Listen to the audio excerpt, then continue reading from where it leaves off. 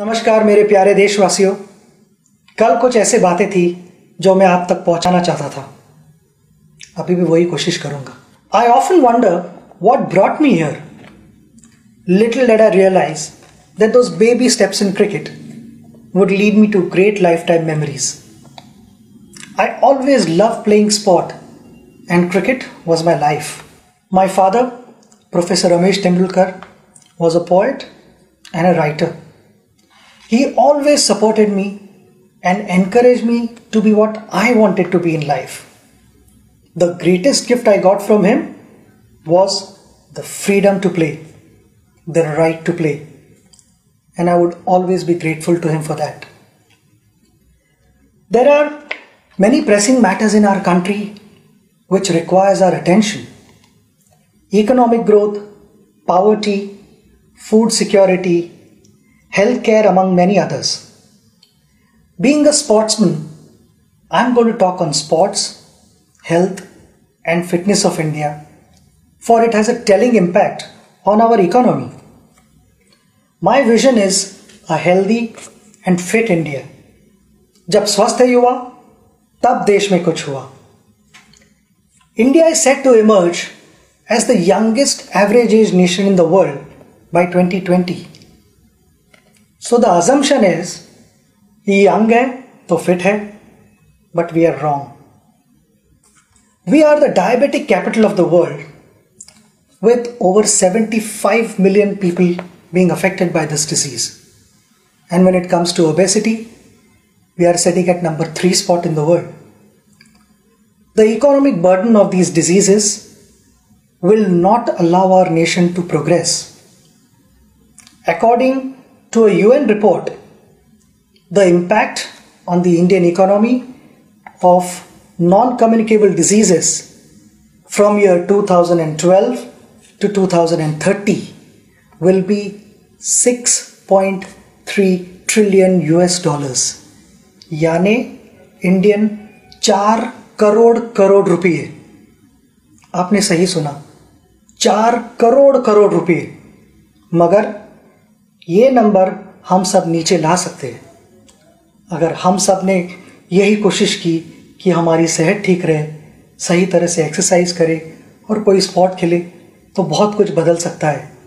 But I feel उसके लिए we need a plan to help us become a sporting nation, to change our sedentary lifestyle, unhealthy mindset. हमारे fitness के sessions light हो रहे हैं और खाने के सेशंस थोड़े हैवी होते जा रहे हैं. हमें यह आदत बदलनी चाहिए. मुझे लगता है कि इस मोबाइल फ़ोन के ज़माने में हम सब immobile होते जा रहे हैं. Many of us only discuss, but we don't play at all. We need to transform India from a sport-loving nation to a sport-playing nation. Make everyone more active and participative. Inculcate and develop a sporting culture in our country. The northeast of India, which has only 4% population of India, has a vibrant sporting culture. It has produced many sporting heroes, including our boxing icon, Mary Kom. Recently crowned champion weightlifter, Mirabai Chanu, Deepa Karmakar, Baichung Bhutia, Sarita Devi, Sanjita Chanu, and many more. Sport promotes social harmony. President Nelson Mandela's efforts to use the Rugby World Cup in South Africa's journey to become an inclusive state is legendary. Sport has a unique way of building a nation. It builds character for individuals, and character for individuals means character for India. From being a naughty child to chasing a dream to win the World Cup for India, I became more disciplined and more focused. I had a goal and I started planning for it.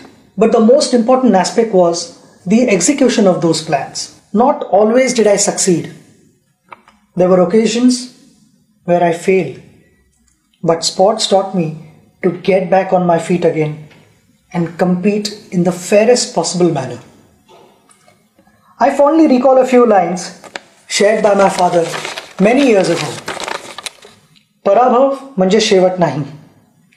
Haroon घरात बसणं योग्य नाही. कधीतरी एखादा उत्कृष्ट खेळाडूही शून्यावर बाद होतो, पण त्यानंतरचा संघर्षच उद्याचं सामर्थ्य निर्माण करतो. आयुष्याला एक वेगळी कलाटणी देतो. We must build a sporting culture in our country. Otherwise, a young, unfit, unhealthy India is a recipe for disaster.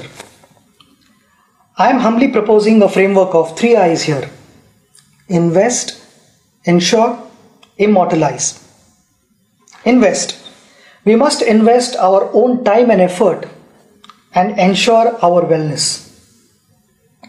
Each one of us needs to start adopting an active sport and play it regularly.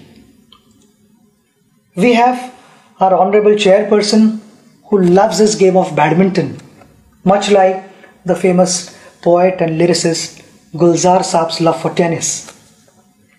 Age is no bar, as we are a country where one of the oldest marathon runners is the 101-year-old E.P. Parmeswaran from Kochi, whom I met recently. Our citizens and school children should have access to more sports infrastructure. Open spaces and playgrounds should be retained.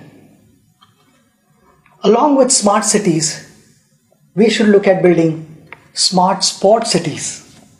In this context, I appeal to the Honorable Minister for Corporate Affairs, Arun Jaitley ji, to kindly consider a percentage of CSR spends be made compulsory for the development of sports infrastructure.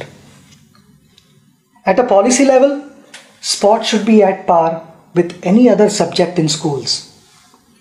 Children representing school, district, state or country should get added marks or grades. This has been an area that I have been pursuing since the beginning of my tenure. I am grateful that it is indeed under serious consideration with the HRD and sports ministries working together on the same. जब घर में बेटी पैदा होती है तब हम कहते हैं लक्ष्मी घर आई है. उस लक्ष्मी को लक्ष्मी की तरह रखना हमारे हाथ में है. Daughters of India have shown what they are capable of with champions like Sindhu, Sakshi, Saina, Sania, Mithali, and the list goes on and on. When dreams don't discriminate, then why do we? I want to appreciate their parents, their family members, their coaches, their friends for helping them, for encouraging them, and that is the only reason they have reached here. My message to parents is to give equal support and encouragement to their daughters and sons, and they will make them proud. Before the Olympics or a major sporting event, our expectations go skyrocketing. I realize that things are changing for the good and that we have adopted a long-term approach on preparation. Along with early identification of talent, we must also have a dedicated squad guiding our athletes' preparations. And I feel it is extremely important to have a full-time support staff around our athletes, and winning medals should become their target as well. Last year, before the Olympics, one of our wrestlers was traveling to America for better sparring partners and to learn modern methods of wrestling. Could we have got them to India instead and used Digital India to share their training sessions with the rest of our coaches? And I'll back that up with my conversation with our badminton icon Pulela Gopichand, who said there is abundant badminton talent in India, but he was concerned about the coaching standards in our country. Persistence, preparation and practice will help us achieve our targets. I know there is no glory in practice, but without practice there is no glory either. In short, financial security is often a challenge when any sports person decides to focus on sports alone as their career. I am sure our colleague and former India hockey captain Dilip Tirki will agree that in most cases, the sporting career ends at the early age of 35-40 years. Ironically, it is an age when a professional's career usually takes off or is rather stable. I'm also aware that the government, through its many institutions, employs sportspersons and supports them, which we all appreciate. But we have many national, state, district level retired athletes who don't have a proper job. Some of them are probably passing files from one table to another. While ensuring their financial stability, we must also keep their minds engaged. Their skills and passion for sports would be best utilized for coaching our future generation. A case in point is the life of Nauri Mundu, who was a national level hockey player from Jharkhand. Following the end of her playing career, she doubles up as a teacher and works in the farm to make ends meet. Sita Sahu, a medalist at the Special Olympics in Athens in 2011, is selling golgappas to manage her life. We need to create an organization and engage these athletes to train our school children and identify talent at an early age. There is so much that these athletes have to offer back to our society. It is also imperative to have health insurance for all our national level athletes. The struggles faced by our hockey great Mohammad Shahid in his last days reiterates the need to prevent such unfortunate situations. The life of Shamsher Khan is another reminder of how we have failed our national heroes. The champion swimmer represented India in the 1956 Melbourne Summer Olympics. He finished 5th place, which continues to be the best Indian finish in the last 6 decades. He developed hearing and heart problems, and due to financial constraints, continued to live with these problems till his death. Our national heroes should be able to live a respectable life. Extending CGHS benefits to them is a step in that direction. I appeal to the Honorable Minister of Health and Family Welfare, JP Nadda ji, to kindly consider my request on this issue, which is in line with the recommendations put forth by the AICS. Gold, silver and bronze have appreciated in value over a period of time. However, sportspersons who won gold, silver and bronze medals for India, do we appreciate them enough? Achievements of champion sportspersons like Nawab of Pataudi, Prakash Padukone, Karna Malleshwari, Ajit Wadekar, PT Usha are not celebrated anymore. These champions, our heroes, didn't have the best of everything, but they made the best of everything. Today's generation probably doesn't even know what these champions achieved in their time. Along with what's happening around the world of sport, I think it is extremely important that the youngsters learn about our sporting history. All of us have had heroes in life who have inspired us on various occasions. As a proposed sample, we have compiled a book on some of our unforgettable heroes among many others. I sincerely feel the lives of these champions should be part of our curriculum. Sport has the power to change the world. It has the power to inspire. It has the power to unite people in a way that little else does. It speaks to youth in a language they understand. Sport can create hope where once there was only despair, said Nelson Mandela.